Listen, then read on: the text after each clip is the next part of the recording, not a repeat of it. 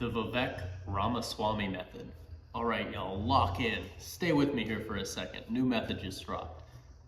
Basically, today's video is about a marketing strategy that Vivek is doing on TikTok. It is in its infancy, but I think it is quite intelligent.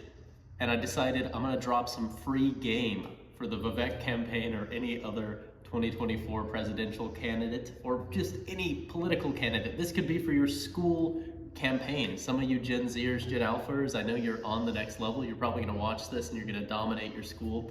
You know, free lunch for all your best friends.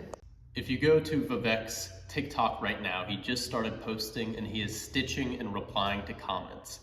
This is, I'll bet, simple, a very effective way of reaching Gen Z and millennials. Huge market share on TikTok. It's a fantastic way to simulate genuine, authentic, long-form responses while still being very selective, maybe even planting a few comments.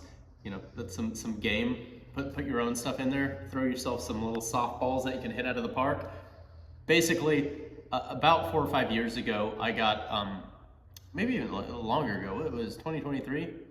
It's like 7 years ago, Trump came into being. I think a lot of young people at the time were kind of like red-pilled at the time about political strategy on the internet and how much memes matter.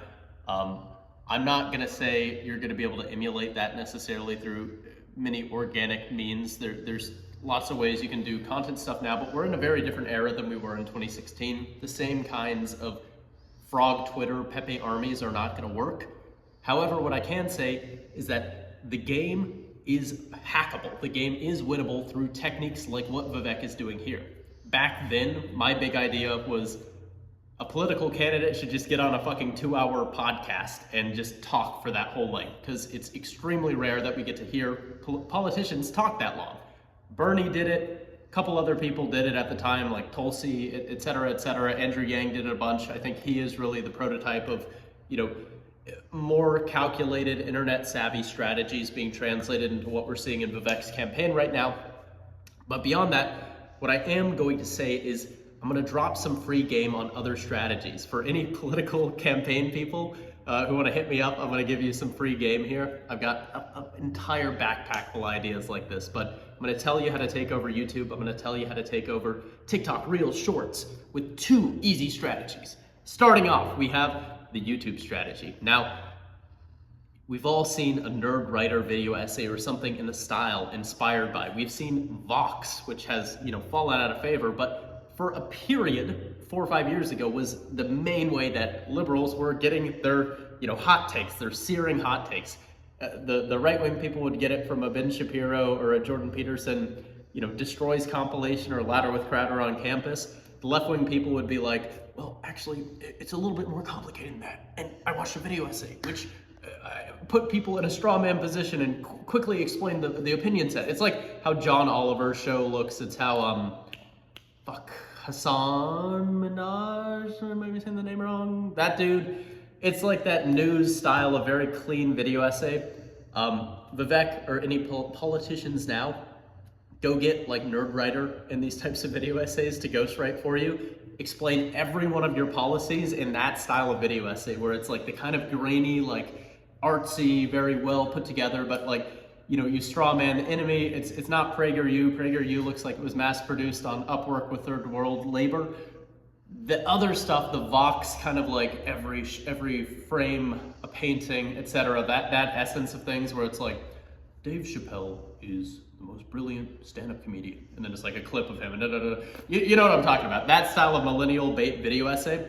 Vivek needs to be churning those out. He needs to become a full-scale YouTuber. There's actually a, they would never work with him, but there's a creator agency called Standard TV that reps a lot of those types of people. They've seemed to have like the entire formula absolutely cracked down. You know, go steal one of their content producers or something. Strategy number 2, the Andrew Tate method. Everyone knows it intuitively, but do you know how it's executed upon? Well, I'm gonna tell you today. Twitch streams and or Kick and or YouTube, you know, pick one of the 3, whoever you wanna bet against each other. 2 hours every week.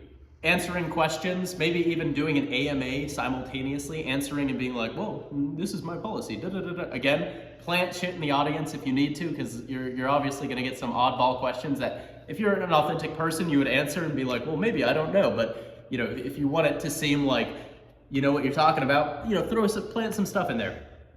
Answer questions, be super transparent, talk for not just 2 hours on a podcast, talk for like 4 hours, sit with a whiteboard, explain complicated like reasons as to why you want to instill a certain tax thing or something along those lines. Trust me, it doesn't even need to make sense and people will fucking love it.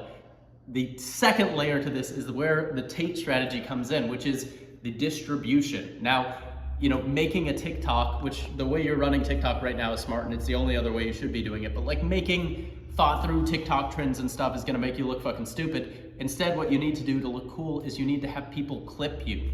This is a clippable moment right here. You should be clipping me and putting me on TikTok right now so I look cool. Getting clipped is like a third party saying, this is worth you watching. If I post it myself, you're like, fuck this guy. Like, this guy's self-promoting. But if I make it look like a third person party is posting it, it's like, wait, who is this guy? Is he the next young, suave, fucking snake parcel-tongued motherfucking politician who's gonna get us into some, you know, new third dimensional demon war? Probably.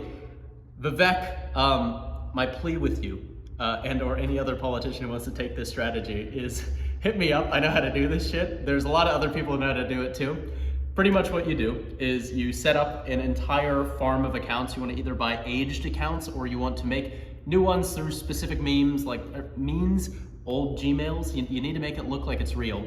Make repost accounts, diverse content in each instance. You can't be reposting the same kinds of stuff. You need to cut it up and basically just be posting hundreds of times a day, all these different little snippets from your fucking stream.